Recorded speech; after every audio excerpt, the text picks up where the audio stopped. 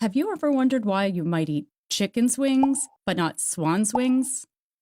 Beef burgers, but not mouse burgers? Have you ever wondered why you might drink cow's milk, but not pig's milk? And have you ever wondered why you haven't wondered? I never wondered about these things until I had a shocking experience that changed my life forever. Let me explain. In an attempt to understand what had happened to me, I spent years conducting research, which led to a fascinating discovery. What I discovered transformed my worldview, my health, and my happiness, so that today, at 49, I feel better than I did when I was half my age. To help you understand what happened to me, I'd like you to imagine you are a guest at a dinner party, enjoying a delicious beef stew, and your food is so delicious that you ask your host for the recipe. The secret, she replies, is in the meat. You need to use 3 pounds of well-seasoned golden retriever. Now take a moment to reflect on your thoughts and feelings. Chances are, even though the meat itself didn't change at all, your experience of it changed dramatically. So what happened to cause you to have such a strong reaction? That's the question I began asking 25 years ago, after I had a similar experience. Well, sort of. Like many people, I grew up with a dog who I loved, and I also grew up eating meat. And I never thought about how strange it was that while I would never want to eat my dog, I regularly ate the flesh and eggs and dairy of animals who were not terribly different than my dog. They, too, had feelings and lives that mattered to them. I just never thought about why I ate some animals but not others. I never thought about the inconsistencies in my attitudes and behaviors toward animals because when I was eating meat, eggs, and dairy, I didn't actually think I was eating animals. Of course, I knew on some level that these products came from individuals who had once been alive. I had that knowing without knowing. But on another level, I just didn't make the connection. It wasn't until I wound up hospitalized after eating bacteria-infested beef that I had a major paradigm shift. After I got sick, just the thought of eating beef disgusted me. In fact, all meat seemed disgusting. And suddenly, I saw meat not as food, but as dead animals. Beef stew seemed no different than golden retriever stew. And as I looked at the world with new eyes, I saw animals' body parts everywhere I turned, lining grocery store shelves, filling trucks bound for the market, spilling off lunch trays, packed in delicatessen freezers. And people everywhere, rational, caring people like myself, were putting these animals' bodies into their mouths as though nothing at all were wrong. I had to understand how I could have gone through my entire life being blind to what was right in front of me, and why nobody I talked to about this was willing to hear what I had to say. It wasn't until 2 decades later, after I had completed my doctoral research on the psychology of eating meat, that I had the answer. And this is what I discovered. It turns out that most of us eat animals not because we need to, or even because we truly wish to, but because we have been conditioned to by a widespread destructive belief system that operates outside our awareness and therefore without our conscious consent. We often assume that only vegans and vegetarians bring their beliefs to the dinner table. But the only reason many of us eat cows but not dogs, for example, is because we do have a belief system when it comes to eating animals. When eating animals is not a necessity, which is the case for many people in the world today, then it is a choice. And choices always stem from beliefs. So what my research uncovered is that there is an invisible belief system that conditions us to eat certain animals. And I named that system carnism.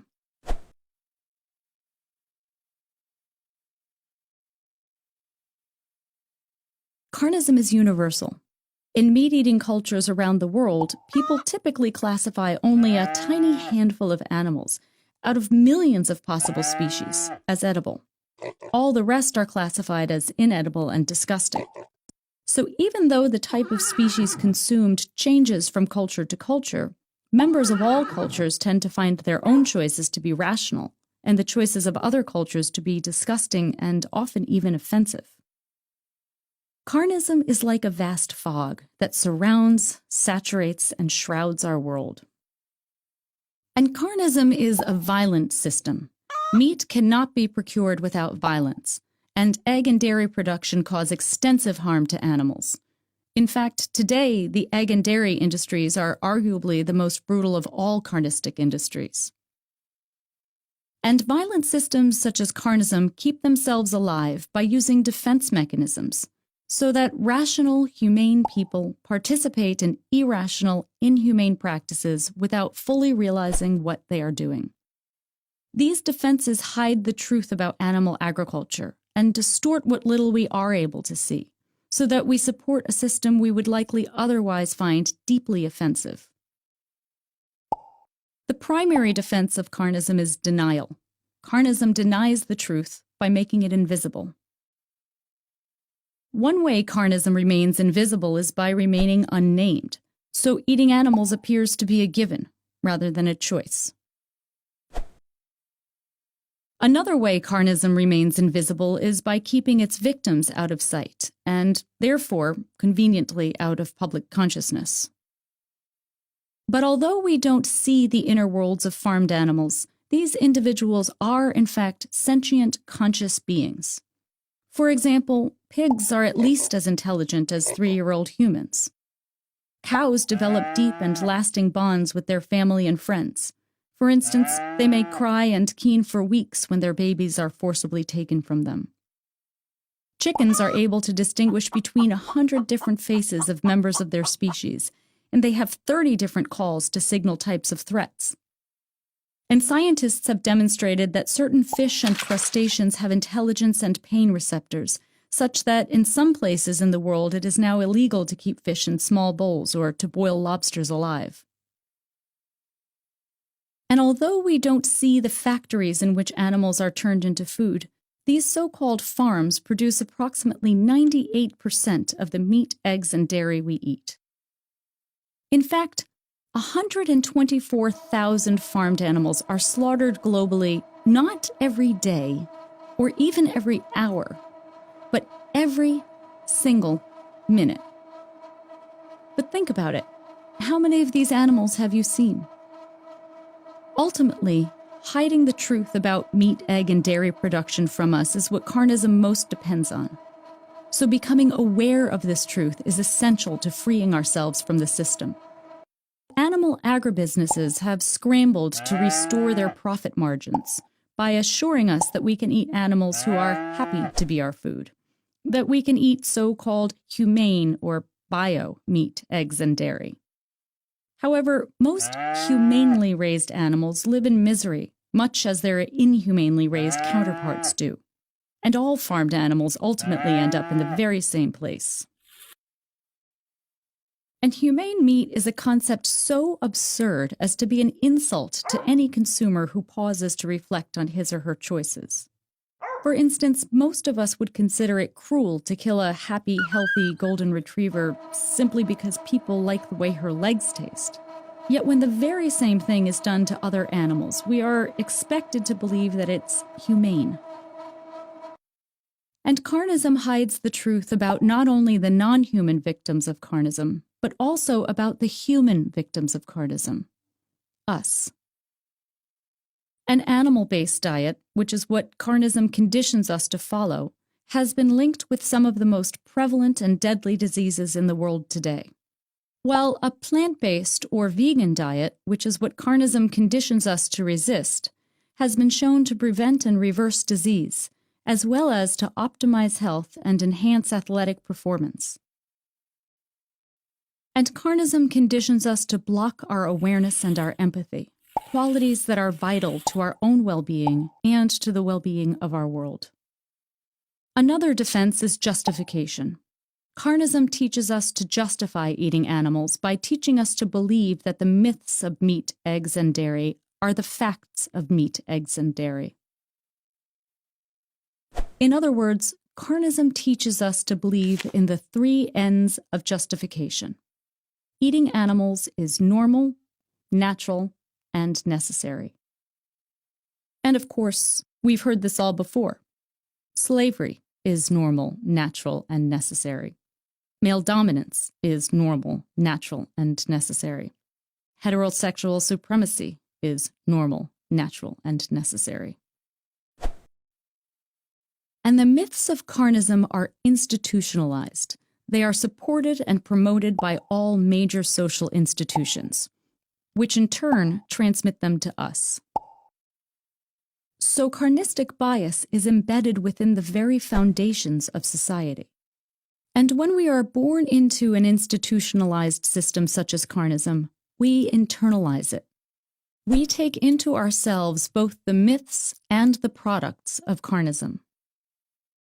Inside us, carnism creates a fog in our minds, distorting our perceptions of meat, eggs, dairy, and the animals we eat.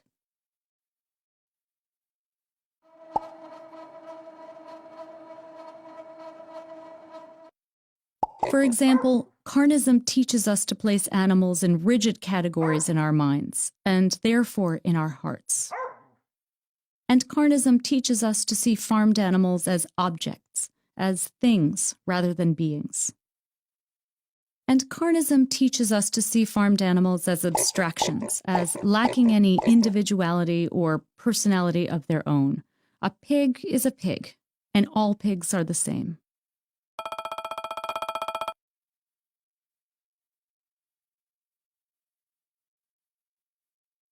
But the fact that carnism needs to use such elaborate defense mechanisms is actually good news. It shows the true vulnerability of the system. Think about it. We care about animals, we care about justice, and we care about the truth. And carnism depends on our not caring, and the system is built on deception. So carnism needs us to do its job for it, to ignore the truth, and to resist the very thing that would set us free: awareness. Awareness is the light that shines through the fog of carnism, illuminating the dark truths the system works so hard to hide from us. Awareness cuts through the cloudy haze in our minds, dispelling the shadow that's been cast on our hearts and releasing the natural glow of our empathy. Awareness is the greatest threat to carnism, because with awareness, we can make choices that reflect what we authentically think and feel, rather than what we have been taught to think and feel. We can make our choices freely. Without awareness, there is no free choice. And while it's easy to feel that the problem is so big that our individual efforts won't make a difference, or that the system will never change, the truth is that every choice we make does make a difference, to others and to ourselves. And history shows us, again and again, that awareness opens the door to social transformation. When people of integrity clear their vision, they demand change. And powerful change is happening right now, around the world, as more and more people are opening their minds and saying no to carnism. The vegan movement, which is the counterpoint to carnism, is one of the fastest growing social justice movements in the world today. Carnism, of course, is fighting back, using misinformation, disinformation, and scare tactics in an attempt to invalidate the vegan message. But despite what carnism wants us to believe, veganism is healing for all of us. The goal of the vegan movement is to create a world based on compassion rather than cruelty, empathy rather than apathy, authenticity rather than dishonesty, justice rather than oppression. So with awareness, we can create a better world for all beings, human and non-human alike.